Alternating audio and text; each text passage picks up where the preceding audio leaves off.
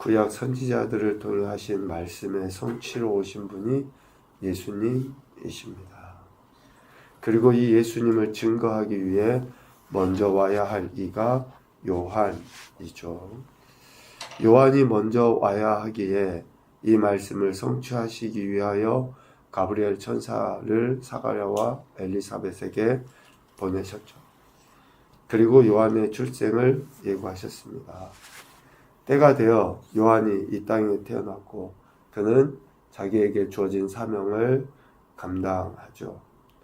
1장 15, 16절에 보면 요한의 사명에 대해 천사를 통해 하신 말씀입니다. 주 앞에 큰 자가 되며 포도주나 독한 술을 마시지 아니하며 모태로부터 성령의 충만함을 받아 이스라엘 자손을 주 곧 그들의 하나님께로 많이 돌아오게 할 것이다. 이것이 세례 요한의 사명이죠. 그리고 17절에 이어서 이야기합니다. 1장 17절 엘리야의 심령과 능력으로 주 앞에 먼저 와서 아버지의 마음으로 자식에게 거스르는 자를 의인의 슬기에 돌아오게 하고 주를 위하여 세운 백성을 준비해야 할 것이다. 이것이 바로 세례 요한에게 주신 사명입니다. 이 사명을 감당하도록 하기 위해 하나님이 주신 요한에게 주신 능력이 바로 세례예요. 세례. 예수님보다 먼저 와서 행해야 할 그 일들을 감당해야 할 요한에게 주신 능력이 세례라는 거죠. 그래서 세례를 통해 오신 메시아에 대해서 전합니다. 세례 베풀면서 요한이 했던 말이 있잖아요. 누가복음 3장 16, 17절 나는 물론 너희에게 세례를 베풀거니와 나보다 능력 많으신 이가 오시나니 나는 그의 신발끈을 풀기도 감당하지 못하겠노라. 그는 성령과 불로 너희에게 세례를 베푸실 것이요 손에 키를 들고 자기의 타작마당을 정하게 하사 알곡은 모아 곳간에 드리고 쭉정이는 꺼지지 않는 불에 태우시리라. 세례를 베풀면서 오신 예수님께서 어떠한 일을 하시는지 증거한 것이죠. 이렇게 예수님보다 먼저 온 요한은 세례를 통해 예수님에 대해서 증거했고 또 여러 가지 가르침들을 통해 백성들에게 좋은 소식을 전했었죠. 그 가르침에 따른 자들이 오늘 본문에 나와 있는 요한의 제자들이라고 할 수 있습니다. 그 요한의 제자들이 이제 요한이 증거한 것과 같이 예수님이 이러한 일들을 하더이다 라고 예수님 요한에게 알린 거예요. 예수님께서 어떠한 일을 해야 하는지 세례 요한은 이미 자신이 세례를 통해서 많은 무리들에게 가르쳤고 그 가르침의 일들이 실질적으로 일어난 거죠. 그것을 본 요한의 제자들이 요한에게 와서 알립니다. 지금 요한은 감옥에 갇혀 있죠. 누가복음 3장 20절에 요한을 옥에 가두는 그런 일이 일어나죠. 감옥 안에 있는 요한에게 제자들이 이렇게 감옥 밖에서 일어나는 일, 즉 예수님께서 하나님 나라의 복음을 가르치실 뿐만 아니라 실제적으로 보이신 병 고치는 일, 심지어는 죽은 자를 살리신 일까지 일어나는 것에 대해서 요한에게 알려줍니다. 이 소식을 들은 요한은 두 제자를 예수님께 보내죠. 그러면서 19절의 질문으로 예수님께 묻게 합니다. 오실 그이가 당신입니까? 우리가 다른 일을 기다려야 됩니까? 라고 물어요.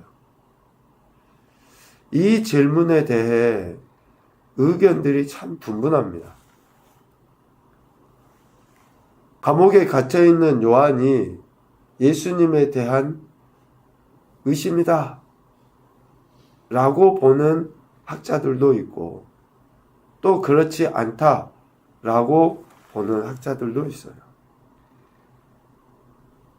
저는 몇 차례 이런 말씀들을 나누면서 이야기하지만 후자에 더욱더 마음을 두고 있습니다.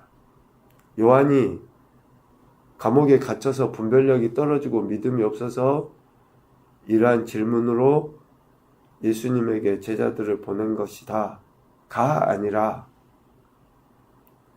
요한이 이 질문을 제자들을 통해 하게 한 것은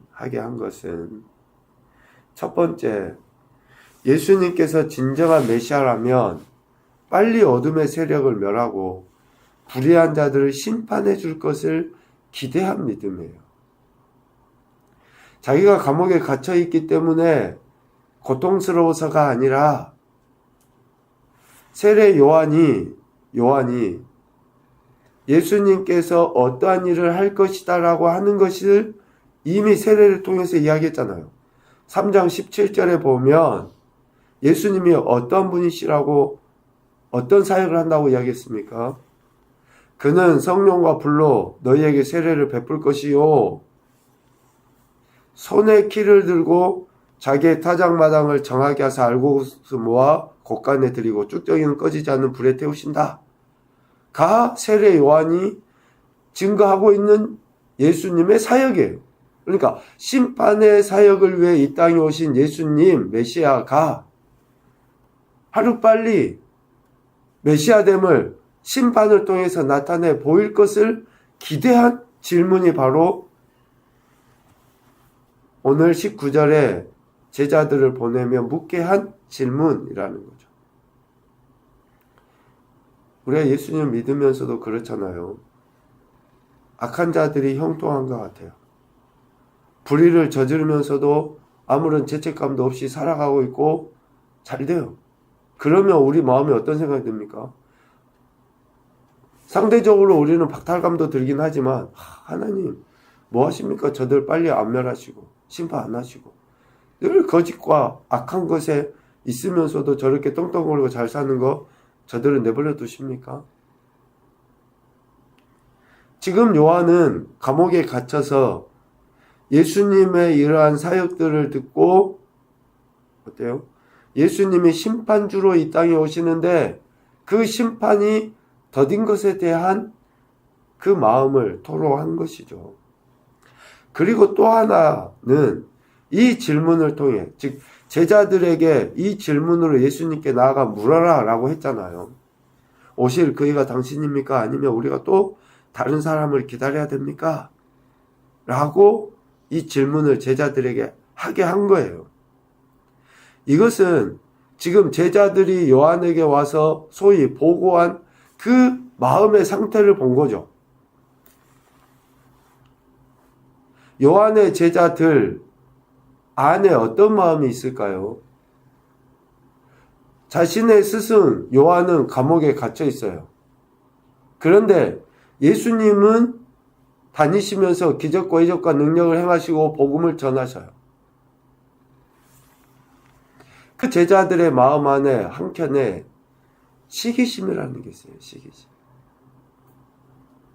제자들의 마음에 생긴 그 예수님에 대한 시기와 질투, 내가 따르고 믿고 있는 나의 스승보다 예수라는 그 청년이 지금 하고 있는 그러한 일들을 보며 저들 안에 생긴 그 시기심, 질투, 이런 것을 예수님께서 행하신 그 권능과 명성을 예수님께 나아가 직접 보고 듣게 함으로 말미암아 그들의 믿음을 굳건하게 할 의도를 가지고 이 물음을 하도록 제자들에게 시킨 것이라는. 예수님께서 메시아로서 이 땅에 오셔서 하셔야 될 그 일에 대한 기대, 그리고 또 제자들의 그 시기심과 연약함을 직접 예수님을 만남으로 인해서 해소될 길을 기다린 그러한 기대. 그러니까 그런 기대 때문에 이러한 물음으로 제자들이 나가 예수님께 질문하도록 한 거죠. 또 하나는 이 물음이 요한의 믿음 없음이 아니라 제자들과 또 당시 사람들에게 메시아이신 예수님에 대한 굳건한 믿음을 갖도록 하기 위한 것이라고 하는 그 단초는 28절 예수님의 요한에 대한 평가를 통해서 분명히 알 수 있어요. 이러한 질문을 하도록 한 요한에게 대한 예수님의 평가가 바로 28절입니다. 26절에도 선지자보다 훌륭한 자가 바로 요한이다 라고 이야기했고, 28절에 여자가 낳은 자 중에 요한보다 큰 자가 없다 라고 하는 그 평가를 통해서 요한이 어떤 인물인지를 예수님은 인정해 주신 거예요. 그래서 다시 결코 19절과 같은 질문이 요한의 믿음 없음이라든지 또 의심하는 것이라든지가 결코 아니라는 것을 확인할 수 있습니다. 예수님은 이렇게 요한의 제자들의 질문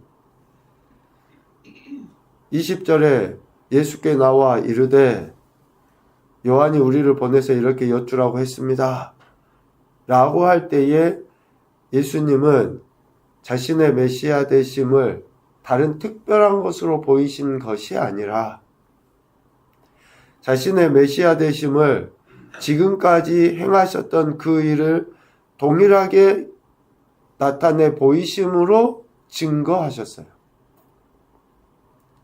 21절 마침 그때 예수께서 질병과 고통, 악기 들린 자를 많이 고치시며 또 많은 맹인들을 보게 하셨다.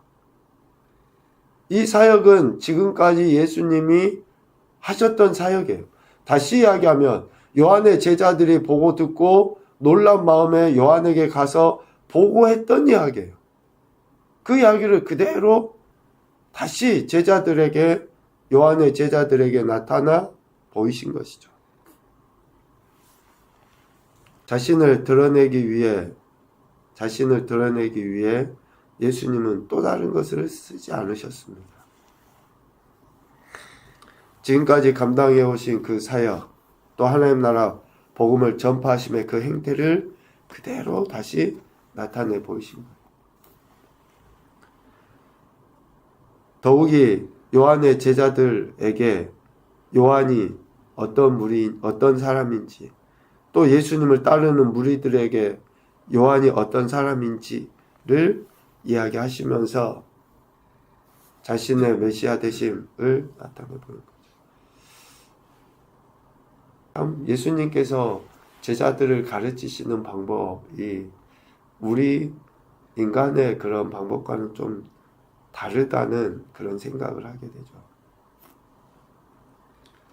요한이 참 훌륭한 사람이다 라고 하는 그 칭찬, 우리는 좀 새겨들어야 될 것 같은데요. 우리는 자신을 드러내기 위해 남을 깎아내리는 성향이 있어요. 자신이 아는 것을 더 부각시키기 위하여 다른 사람이 모른다라고 폄훼하는 경향이 있어요. 그런데 예수님은 결코 그렇지 않습니다. 요한의 제자들에게나 아니요 또 예수님을 따르는 제자들에게 예수님은 요한을 특히 높여줍니다. 진정 메시아로서의 그 사역이 얼마나 한 영혼을 귀하게 여기는가라는 것을 나타내 보여요. 한 영혼에 대한 그 귀함을 예수님께서는 이런 말들, 표현들을 통해서 나타내 보이시죠. 그런데 오늘 본문 하반부에 나와 있는 바리새인과 율법 교사들은 어떤가? 바리새인과 율법 교사들은 세례 요한을 통해 자신들을 위해 주신 하나님의 뜻을 저버립니다. 무슨 말입니까? 그들은 요한의 세례를 받지 않아요. 자신들의 가르침, 자신들의 지혜, 지식이 뛰어나다라고 하는 것을 요한의 세례를 거부하는 것으로 나타내봐요. 앞서 예수님은 요한을 그렇게 높이고 칭찬하고 인정하는 것으로 인해서 자신의 메시아 되심을 나타내 보였는데, 바리새인과 율법 교사들은 요한의 세례를 거부하는 것으로 그 요한을 폄훼해요. 내가 많이 알고 있다. 나는 경험해서 안다. 그래도 들어야 돼요. 그래도 받아야 돼요. 그래도 내가 아무리 많은 것을 경험하고 알아도 그렇게 해야 돼요. 하나님이신 예수님은 요한에 대해서 인정하는 것이 뭘로 나타났습니까? 그에게 세례를 받는 것으로 나타났어요. 처음부터. 그런데 바리새인과 율법 교사들은 그렇지 않죠. 예수님과 모든 백성들이 세례를 받았음에도 불구하고 저들은 요한의 세례를 받지 않아요. 회개의 세례를 받지 않는 거죠. 거부한 겁니다. 이러한 거부는 예수님의 성령과 불 세례까지도 거부하게 되는 거예요. 그러한 행태를 예수님이 강하게 책망하십니다. 비유로 32절 아이들이 장터에 앉아 서로 불러 이르되 너희를 향하여 피리를 불어도 춤추지도 않고 곡하여도 울지도 않는다. 참 안타까운 인생들. 피리를 불면 즐거워서 흥이 나서 같이 춤도 추고 해야 되는데 그렇지도 않고, 곡하고 울면 그 안타까움에 극률함에 같이 울어주고 해야 되는데 그러질 않아요. 올 곳이 자기밖에 몰라요. 자기 문제만 큰 거고 자기가 아는 것이 전부라고 바리새인과 율법 교사들은 여긴 거예요. 세례 요한이 어떤 인물인지 알고 싶은 것도 아니에요. 듣고 싶지도 않아요. 예수님이 이 땅에 와서 행하는 것, 그러니까 심지어 저들이 예수님이 행하는 것을 보고 뭐라고 표현합니까? 바알세불을 힘입어서 한 것이다. 귀신에 의해서 한 것이다 라고까지 이야기하지 않습니까? 이러한 완고함의 행태들을 보이죠. 하나님의 나라 복음을 나타내기 위해 오신 예수님의 말씀을 저들은 듣지 않아요. 그래서 예수님 23절에 이야기합니다. 그 말씀을 듣고 실족하지 않는 자가 복이 있다. 요한의 제자들, 또 예수님의 제자들, 어쩌면 오늘 우리, 그리고 피리 소리가 들리면 춤춰야 하고 곡하는 소리가 들리면 울어야 한다. 모든 죄인을 구원하기 위해 오신 예수님, 그리고 예수님의 말씀을 듣고 거기에 대한 합당한 반응, 순종을 보여야 한다 라는 것을 예수님이 가르치시고 있습니다. 첫 번째 교훈입니다.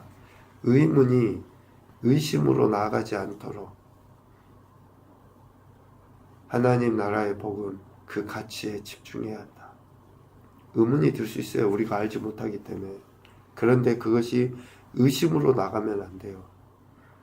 의심으로 나가지 않도록 하나님 나라 복음 말씀에 가치를 두어야지 됩니다. 두 번째, 하나님 나라의 복음은 우리 인생의 삶의 실제라는 사실을 기억하자. 실제예요.